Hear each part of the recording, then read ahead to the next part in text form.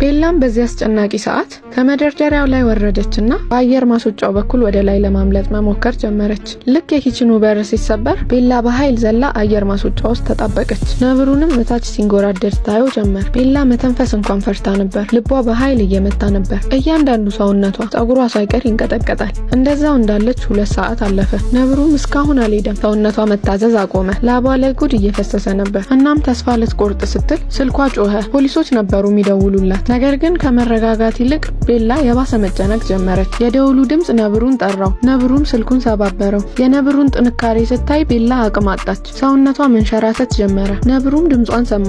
ቤላ በእግሯ ጥብቅ አርጋ ለመቆም ሞከረች። ቤላ ያላስተዋለችው ነገር ግን ላቧ ቀስ ብሎ መውረድ ጀምሮ ነበር። ልክ ነብሩ ሊወጣ ሲል ቤላ የተረፈች መስሏት በረዥሙ ተነፈሰች። ከዛ ግን ላቧ መሬት ጠባለ። የጠብታው ድምጽም ነብሩን መልሶ ጠራው። ቤላም ነብሩ እንዳያገኛት እየጸለየች የሚሆነውን መጠበቅ ጀመረች። ግን ነብሩ በቀዳዳ ውስጥ ወደ ላይ አያት።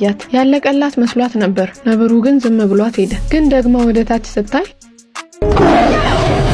ነብሩ ዘሎ መጣባት። በሞትና በህይወት መሃል ሆና ከምትችለው በላይ ራሷን መግፋት ጀመረች። አቅሟን ሁላ ሰብስባ ወደ ላይ መውጣት ስትጀምር መልሳ ወደ ታች ልትወድቅ ነበር። የነብሩን አስፈሪ ድምጽ እየሰማች አንድ ስህተት ከሰራች እንኳን አፍ ውስጥ እንደምትገባ እያሰበች እንደምንም ወደ ላይ ወጣች። ልክ ወደ ላይ ወጣ ቁጭ ስትል ወንድሟን አይታ ደነገጠች። ወንድሟ ዝም ብሎ ቁጭ ብሎ ነበር። ከዛም የነብሩን ድምጽ ሰማችና በፍጥነት ወንድሟን ይዛ ሌላ ክፍል ገባች። ከዛም መደርደሪያ አምጥታ በሩ ላይ አስደገፈች። ከዛም ቁም ሳጥኑ ውስጥ ከወንድሟ ጋር ተደበቀች። በፍርሃት ወደ ውጭ ያዩ ነበር። ትንፋሻቸውን እንኳን ማሰማት አይችሉም ነበር። ብዙም ሳይቆይ ነብሩ በሩን ሰብሮ ገባ። ነብሩ ክፍሉ ውስጥ ዝም ብሎ ይንጎራደድ ጀመር። ቤላ ተስፋ የቆረጠች ትመስላለች። ላቧ እንደ ጉድ ይፈሳል።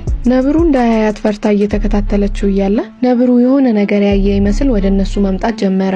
ቤላ ትንፋሿን ይዛ የሚሆነውን መጠበቅ ጀመረች። ግን ምንም ጥቅም አልነበረውም። ነብሩ አሽትቷቸዋል። ቤላ ተስፋ ቆረጠች። ነብሩ የቁም ሳጥኑን በር ለመስበር ሲታገል፣ ቤላ ደግሞ ግድግዳ ለማፍረስ መሞከር ጀመረች። ነብሩን በሩን ሰብሮ ሊገባ ሲል ቤላ ግድግዳውን አፍርሳ ሾልከው መውጣት ጀመሩ። ወንድሟን አስወጥታ እሷም ልክ እንደወጣች ነብሩ መጣ። ነብሩን አመለጡት። ሮጣም የንባብ ክፍል ገባች። በሩንም ቆለፈችው። ከዛም ጠረጴዛ አስደገፈችበት። ከዛም ክፍሉን ስትበረብር መሳቢያ ውስጥ ሽጉጥ አገኘች። ጥይቱንም ለማስተካከል ስትሞክር እጇ እየተንቀጠቀጠ ነበር። ጥይት ስለያዘች ነብሩን ልትጋፈጠው ወሰነች።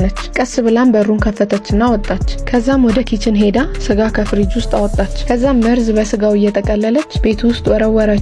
ከዛ አንድ ግድግዳ ጋር ተደብቃ ነብሩን መጠበቅ ጀመረች። ነብሩን መምጣት ጀመረ። በዛ ቅስፈት ግን ወንድሟም ከክፍሉ ወጣ። ቤላም ደንግጣ እንዲመለስ ብትነግረውም ሳይሰማት ዝም ብሎ መራመድ ጀመረ። ነብሩም ሲጠጋ ቤላ ግድግዳ ላይ ተለጥፋ እየጠበቀችው ነበር። ነብሩም አንድ ስጋ በልቶ መጠጋት ጀመረ። እንደ ድል ሆኖ ግን ቤላን አላያትም ነበር። ነብሩም ሲያልፋት ቀስ ብላ ጥይቷን አወጣችና ለመተኮስ ሞከረች። ግን ጥይቱ ባዶ ስለነበር አልተኮሰበትም። እንደውም ነብሩ እንዲያያት አደረጋት።